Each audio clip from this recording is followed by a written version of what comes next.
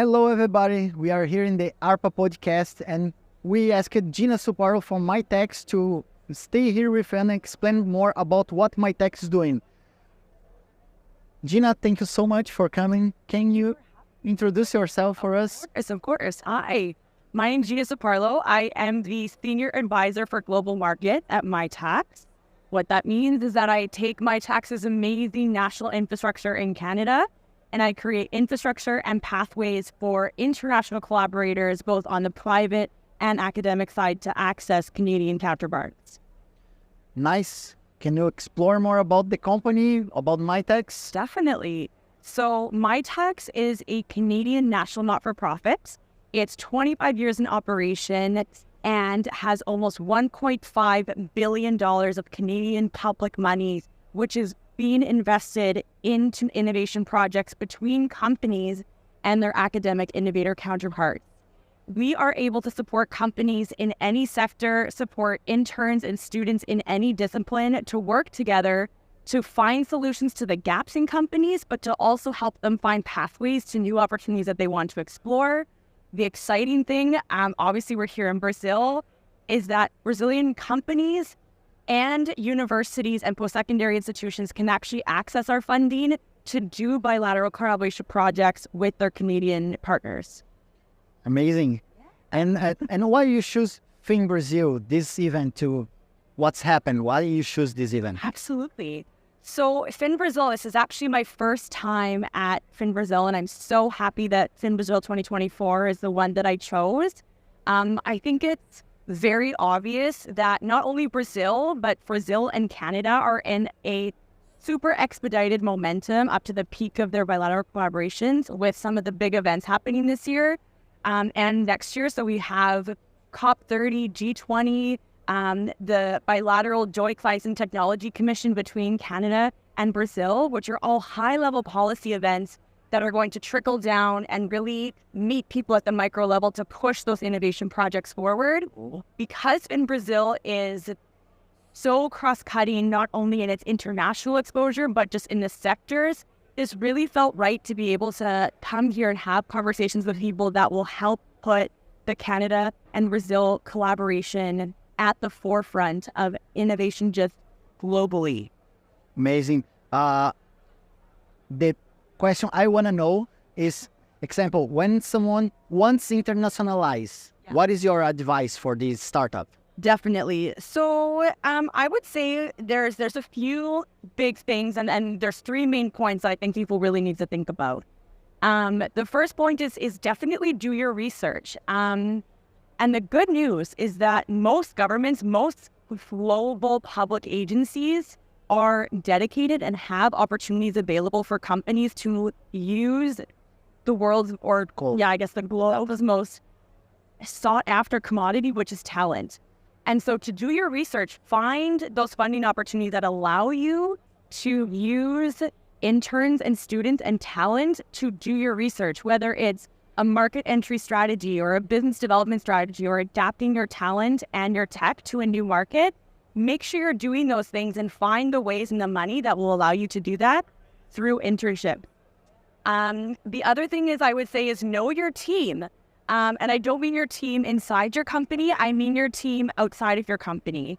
There are so many resources and people that are dedicated to companies internationalizing that aren't within their team that are usually free. So commercial counselors or commercial officers, for example, Canada has the Trade Commissioner Service, and I know Brazil in Canada has something similar.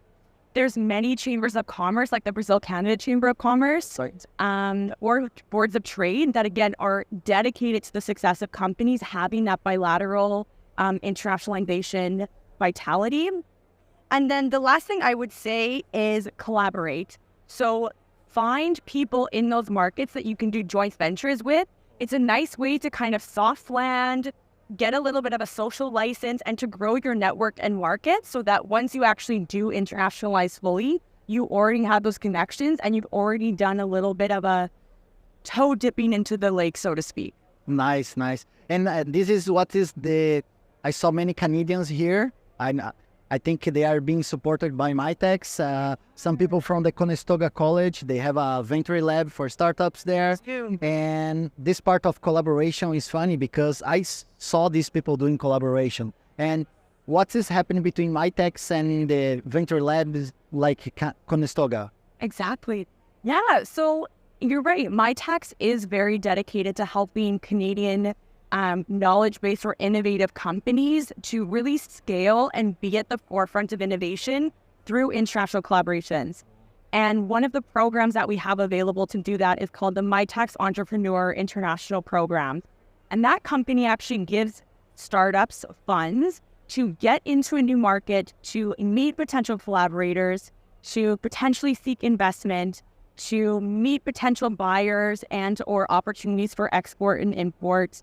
And so we were able to give each of the companies and the startups from Canada $5,000 to get into this market to meet these collaborators. And I can tell you that because of Akache and the wonderful bilateral presence that they have, I think all of these companies are going to come back not only with exposure to the Brazilian market and exposure to Brazil as a new platform for growth in LATAM, but also with many potential partners in tech projects as well. Oh, amazing, cool.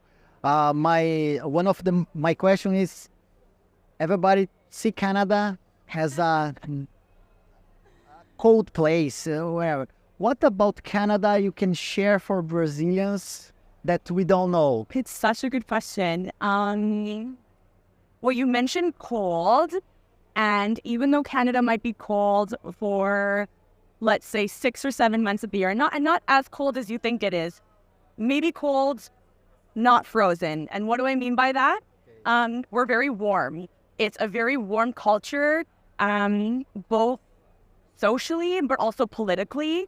So if you are looking to Canada as a new business opportunity, the people there are ready to support you, but also our politics and our government has put in place so many relationships that help people that have a presence in Canada to use it as a platform for global connection. So there's free trade agreements, there's global science and technology agreements that also have funding attached. So cold, not frozen, very warm. No, amazing. What more you can talk about Canada at all for us to finish this interview? Definitely. It's so diverse. Just like Brazil, there's so much alignment, diversity in people, diversity in natural resources. Know that there's a lot more in common that Brazil has with Canada than you think. We actually have a really growing population of Brazilians in Canada, and they're using it to really promote that bilateral cooperation. Cool. So know that if you come to Canada, you are not alone. There is so many opportunities for you to connect with Canadians, but also your Brazilian community as well. Amazing. Again, thank you so much, Gina, for being here. And be welcome to come back in Brazil anytime you want. I will come back as many times as you invite me. So all right. Thank you. Bye-bye. Bye.